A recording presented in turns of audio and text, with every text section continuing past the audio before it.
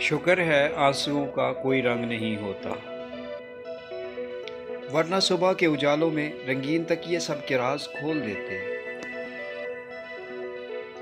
अगर हमसे कोई गलती हो जाए तो इब्लीस की तरह दिलेर नहीं होना चाहिए, बल्कि माफ़ी मांग लेनी चाहिए, क्योंकि हम इब्ने आदम हैं, इब्ने इब्लीस नहीं। अगर किसी शख्स को खुद में कोई ऐब नज़र ना आए तो समझ ले इसकी जहालत हद से आगे निकल गई है।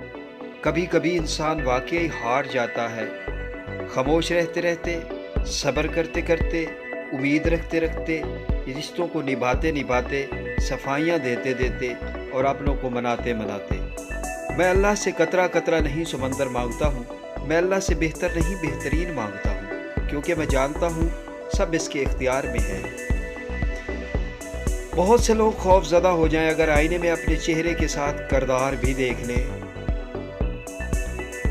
औरत के सेंसर इतने तेज़ हैं कि वो नज़र और नीयत पहचान लेती है। दरअसल वो धोखा इस वक्त खाती है जब वो खुद को धोखा